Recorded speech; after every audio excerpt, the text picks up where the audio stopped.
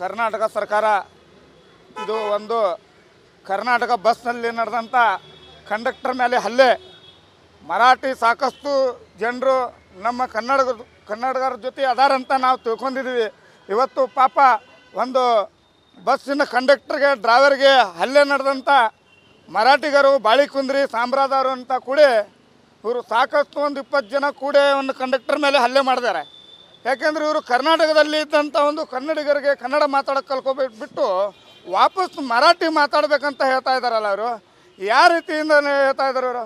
ಇವ್ರಿಗೆ ಮರಾಠಿ ಬೇಕಾದರೂ ಮರಾಠಿದು ಗುಂಡಾದರ್ದಿ ಮಾಡಬೇಕಾದ್ರೂ ಇವ್ರು ಮಹಾರಾಷ್ಟ್ರಕ್ಕೆ ಹೋಗ್ಬೋದು. ಕರ್ನಾಟಕದಾಗಿದ್ದು ಕನ್ನಡಿಗರದು ಇಲ್ಲೇ ನೆಲವನ್ನು ಆಸ್ತಿಯನ್ನು ಎಲ್ಲ ಮಾಡ್ಕೊಂಡು ಮತ್ತು ಮರಾಠಿ ಒಳಗೆ ಬರಲಿಲ್ಲ ಅಂದ್ರೆ ನಿಮ್ಮನ್ನು ಬಡಿತೀವಿ, ನಿಮ್ಮನ್ನು ಕೊಂದುತ್ತೀವಿ, ನಿಮ್ಮನ್ನು ಕೊಲೆ ಮಾಡ್ತೀವಿ ಅಂತ ಇದು ಹಲ್ಲೆ ಮಾಡಿದಂಥ ಒಂದು ಪಾಪ ಸಾವಿರಾರು ಜನನ್ನು 100 ಜನನ್ನು ಕಾಪಾಡ್ಕೊತ ಹೋಗುವಂಥ ಒಬ್ಬರು ಡ್ರೈವರು ಒಬ್ಬರು ಕಿನ್ನರು ಒಂದು ಜವಾಬ್ದಾರಿ ಇರ್ತಿದೆ ಅವರಿಗೆ. ಆ ಜವಾಬ್ದಾರಿಯಿಂದ ಈ ಜನಸಾಮಾನ್ಯರಿಗೆ ಎಲ್ಲರನ್ನೂ ಅವರು ಒಂದು ಜವಾಬ್ದಾರಿಯಿಂದ ವೈದ್ಯಕಾಟ ತಮ್ಮ ಊರಲ್ಲಿ ಮುಟ್ಟಿಸ್ತಾರೆ.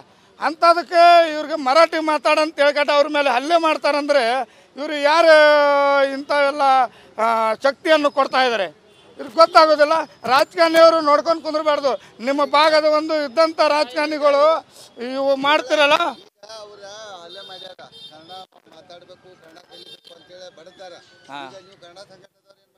ನಾವು ಎಲ್ಲರೂ ಸಂಘಟನೆವಾಗಿ ನೇರವಾಗಿ ಖಂಡಿಸ್ತಾ ಇದ್ದೀವಿ. ಕರ್ನಾಟಕ ರಕ್ಷಣಾ ವೇದಿಕೆಯವರಾಗಿರ್ಬೋದು, ಕನ್ನಡ ಪರ ಸಂಘಟನೆಯವರು ಎಲ್ಲರೂ ಕೂಡ ಇದನ್ನು ಏನಿದೆಲ್ಲ ನಾಳೆ ಇವ್ರ ಮೇಲೆ 20 ಜನ ಮೇಲೆ ಇವರು ಕ್ರಮ ತಗೊಂಡು ಇವ್ರು ಅರೆಸ್ಟ್ ಮಾಡಿ ಒಳಗೆ ಹಾಕಲಿಲ್ಲ ಅಂದ್ರೆ ಇದನ್ನು ನಾವು ಹೋರಾಟವನ್ನು ನಡೆಸಬೇಕಾಗ್ತದೆ ಅಂತ ನಾನು ಹೇಳ್ತಾ ಇದ್ದೀನಿ.